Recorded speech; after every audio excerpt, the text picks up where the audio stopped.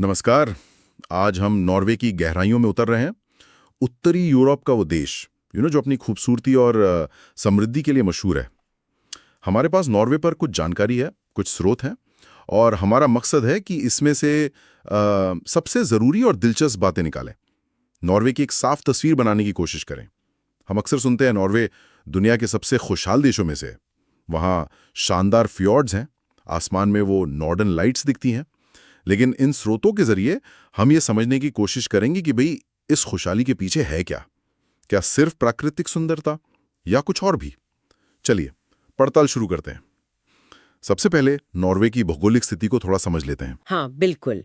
Norway स्कैंडिनेवियाई प्रायद्वीप के पश्चिमी हिस्से पर है और इसका एक बहुत लंबा कटा-फटा सा समुद्र तट है अटलांटिक महासागर के साथ। हम्म। पड़ोसी देश स्वीडन, फिनलैंड और रूस हैं। हम्म। राजधानी ओस्लो है और बर्गन, ट्रॉनहाइम जैसे शहर भी काफी अहम है। हम्म। लेकिन सिर्फ भूगोल नहीं, ये समझना जरूरी है कि इस भूगोल ने, खासकर इसके लंबे समुद्री तट और पहाड़ी इलाकों ने, नॉर्वे के इतिहास, उसकी संस्कृति और अर्थव्यवस्था को कैसे शेक दिया है, कैसे गढ़ा है। बिल्कुल।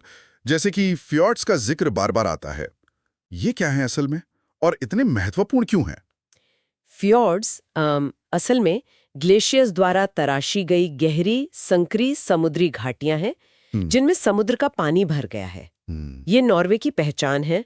बेहद खूबसूरत, एकदम नाटकीय दृश्य बनाते हैं। अच्छा। लेकिन सुंदरता से अलग, ऐतिहासिक रूप से देखें तो ये परिवहन के रास्ते रहे हैं। बस्तियां इनके किनारे बसी और आज जाहिर है पर्यटन के बड़े केंद्र हैं। इनकी वजह से नॉर्वे का समुद्र से रिश्ता बहुत गहरा है। भाषा नॉर्वेजियन है और मुख्य धर्म ईसाई लुथरन है। ये भी वहाँ के सांस्कृतिक ताने बाने का हिस्सा है। ठीक है, भूगोल और बुनियादी बातों से आगे बढ़ते हैं। शासन व्यवस्था, उसकी बात करें। स्रोतों में जिक्र है कि नॉर्वे एक संवैधानिक राजतंत्र है। किंग हैरोल्ड 5 राजा हैं, लेकिन साथ ही एक संसदात्मक लोकतंत्र भी। तो असल शक्तियां किसके पास हैं? ये व्यवस्था काम कैसे करती है? हाँ, ये एक दिलचस्प संतुलन है। देखिए, वास्तविक राजनीतिक शक्ति जो है वो चुनी हुई संसद, जिसे स्टॉटिंग कहते हैं, और उसके द्वारा चुनी गई सरकार के पास होती है। प्रधानमंत्री सरकार का मुखिया होता है और देश चलाता है। राजा की भूमिका वो मुख्यतः औपचारिक है, प्रतीकात्मक है, राष्ट्र को एकजुट रखने वाली। और इसी व्यवस्था ने नॉर्वे को एक असाधारण राजनीतिक स्थिरता दी है जो दशकों से चली आ रही है। अच्छा। और यही स्थिरता, जैसा कि स्रोत भी इशारा करते हैं, उसकी आर्थिक सफलता की एक मजबूत नींव है। और अर्थव्यवस्था की बात करें तो ये दुनिया की सबसे मजबूत अर्थव्यवस्थाओं में गिनी जाती है। क्या ये सिर्फ तेल और गैस की वजह से है, जिसका जिक्र तो बहुत होता है? तेल और गैस, हाँ, निश्चित रूप से बहुत महत्वपूर्ण है। खासकर 1960s के आखिर में, जब उत्तरी सागर में इनकी खोज हुई। इससे नॉर्वे को बहुत अमीर बनाया, ये सच है। लेकिन ये पूरी कहानी नहीं है। नॉर्वे की अर्थव्यवस्था इससे कहीं ज्यादा विविध है, फैली हुई है। मत्स्य पालन और एक्वाकल्चर, खासकर सैल्मन, वो सदियों से महत्वपूर्ण रहे हैं और आज भी बड़े निर्यातक हैं। अच्छा। जहाज निर्माण और समुद्री टेक्नोलॉजी में उनकी विशेषज्ञता है। और पर्यटन भी, वो भी एक बढ़ता हुआ उद्योग है। साथ ही नॉर्वे ने अपनी तेल संपदा का प्रबंधन बहुत समझदारी से किया है। समझदारी से क्या मतलब है इसका? उन्होंने अपनी तेल से होने वाली सारी कमाई को तुरंत खर्च नहीं किया, बल्कि भविष्य के लिए एक बहुत बड़ा सॉवरेन वेल्थ फंड बनाया है। एक फंड बनाया है ना? हाँ, बिल्कुल। गवर्नमेंट पेंशन फंड ग्लोबल, ये दुनिया के सबसे बड़े फंड्स में से एक है। इसका मकसद है तेल से हुई आय को दुनिया भर में निवेश करना, ताकि जब तेल खत्म हो जाए या उसकी कीमतें गिरें, तब भी देश की अर्थव्यवस्था और कल्याणकारी राज्य को सहारा मिलता रहे। ये पैसा भविष्य की पीढ़ियों के लिए है। भविष्य के लिए। ये दिखाता है कि वे सिर्फ आज के बारे में नहीं, बल्कि लंबी अवधि के लिए सोचते हैं। ये वाकई दूर की सोच है, और इसी आर्थिक ताकत का असर शायद वहाँ के सामाजिक कल्याण व्यवस्था पर भी दिखता है। स्रोत बताते हैं कि वो बहुत मजबूत है। बिल्कुल। नॉर्वे एक बेहतरीन उदाहरण है कि कैसे एक देश अपनी प्राकृतिक संपदा का इस्तेमाल अपने सभी नागरिकों का जीवन स्तर बेहतर बनाने के लिए कर सकता है। यहाँ एक व्यापक सामाजिक सुरक्षा प्रणाली है जो बेरोजगारी, बीमारी, बुढ़ापे में लोगों को सहारा देती है। हाँ। शिक्षा लगभग मुफ्त है। प्राथमिक से लेकर विश्वविद्यालय स्तर तक, और उसकी गुणवत्ता बहुत ऊंची मानी जाती है। स्वास्थ्य सेवाएं वो सार्वजनिक रूप से वित्त पोषित है और सभी के लिए सुलभ है। इन्हीं सब कारणों से नॉर्वे लगातार संयुक्त राष्ट्र के मानव विकास सूचकांक HDI में टॉप पर रहता है। अच्छा, HDI। हाँ, HDI सिर्फ आय नहीं देखता, वो शिक्षा का स्तर और जीवन प्रत्याशा, मतलब लोग औसतन कितना जीते हैं, जैसे पहलुओं को भी मापता है। ये जीवन की समग्र गुणवत्ता का पैमाना है। लेकिन क्या इस बेहतरीन व्यवस्था की कोई कीमत भी है? क्या स्रोत इसके किसी पहलू पर, जैसे ऊंचे टैक्स या कोई और चुनौती, उस पर भी कुछ बताते हैं? हाँ, ये सच है कि इस व्यापक कल्याणकारी राज्य को बनाए रखने के लिए नॉर्वे में व्यक्तिगत और कॉरपोरेट टैक्स की दरें दुनिया में सबसे ज्यादा हैं। जीवन जीने की लागत भी काफी ज्यादा है, खासकर ओस्लो जैसे शहरों में। कुछ बहसें इस बात पर भी होती हैं कि क्या ये व्यवस्था कभी-कभी लोगों को काम करने के लिए कम प्रोत्साहित करती है, हालांकि बेरोजगारी दर ऐतिहासिक रूप से बहुत कम रही है। लेकिन यहाँ एक और पहलू महत्वपूर्ण है जिसका जिक्र स्रोतों में है, भ्रष्टाचार का बेहद कम स्तर। हाँ, ये बिंदु भी सामने आया था। इसका क्या महत्व है? इसका बहुत गहरा महत्व है। देखिए, जब भ्रष्टाचार कम होता है तो लोगों का सरकार और संस्थानों पर भरोसा ज्यादा होता है। वो ज्यादा टैक्स देने को तैयार रहते हैं क्योंकि उन्हें यकीन होता है कि पैसा बर्बाद या चोरी नहीं होगा, बल्कि उसका इस्तेमाल सार्वजनिक सेवाओं और कल्याण के लिए ही होगा। सही बात है। यह उच्च सामाजिक विश्वास यानी सोशल ट्रस्ट ही है जो नॉर्वे के मॉडल को टिकाऊ बनाता है। ये सिर्फ आर्थिक नहीं बल्कि एक सामाजिक और नैतिक आधार भी है। समझ गया। तो मजबूत अर्थव्यवस्था, दूरदर्शी योजना, व्यापक सामाजिक कल्याण और उच्च सामाजिक विश्वास, ये सब मिलकर नॉर्वे की खुशहाली की तस्वीर बनाते हैं। चलिए अब संस्कृति और जीवन शैली की ओर बढ़ते हैं। स्रोतों में वाइकिंग इतिहास का जिक्र है, लेकिन आज की नॉर्वेजियन पहचान में प्रकृति का बहुत बड़ा हाथ लगता है।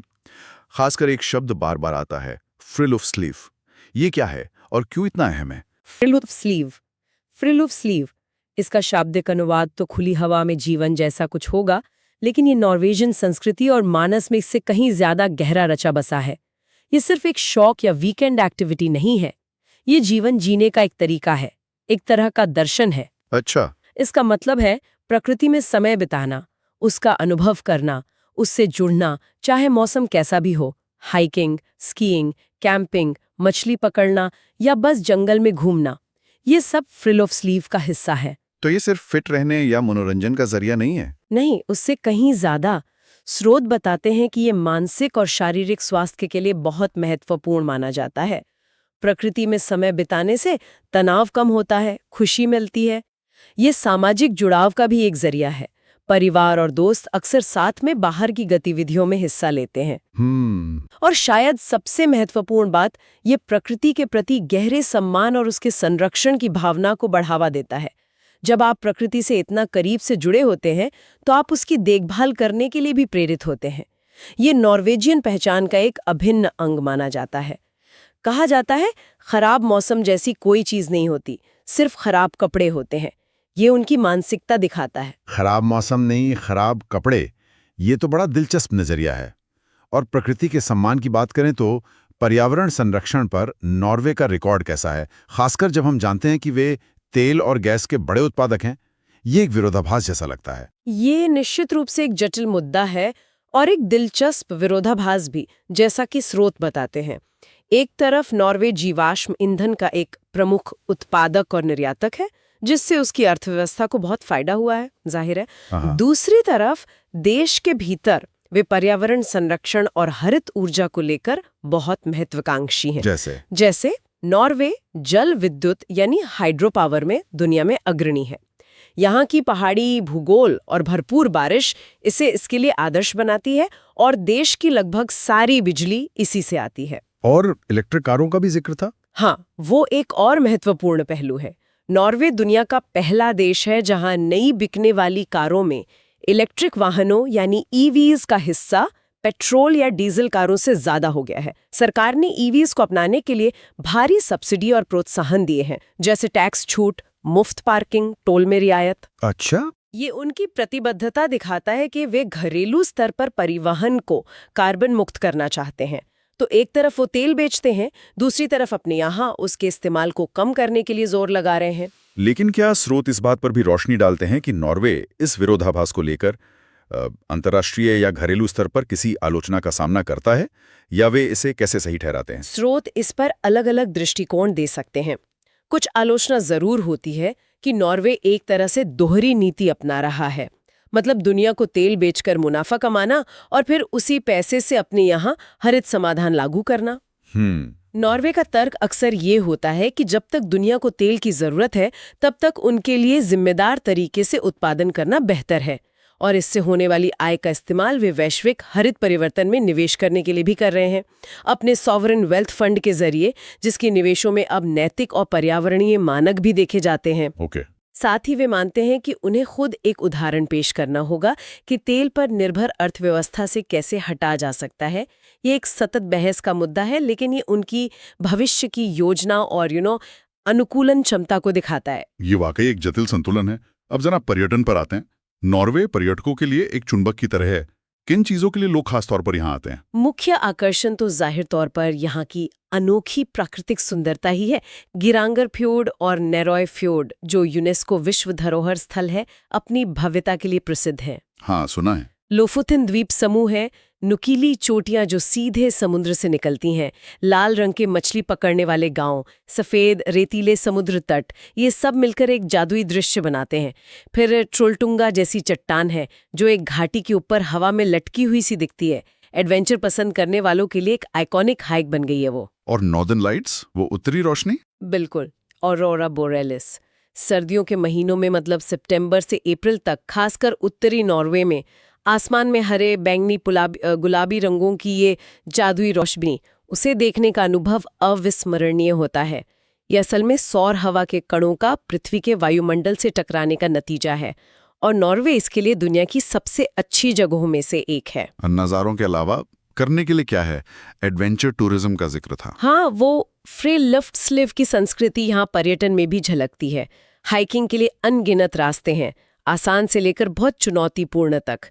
ग्लेशियर पर चढ़ाई, फ्योर्ड्स में कयाकिंग, व्हाइट वाटर राफ्टिंग जैसे एडवेंचर स्पोर्ट्स लोकप्रिय हैं। सर्दियों में नॉर्वे स्कीइंग का जन्मस्थान माना जाता है, तो डाउनहिल और क्रॉस कंट्री स्कीइंग के बेहतरीन अवसर मिलते हैं।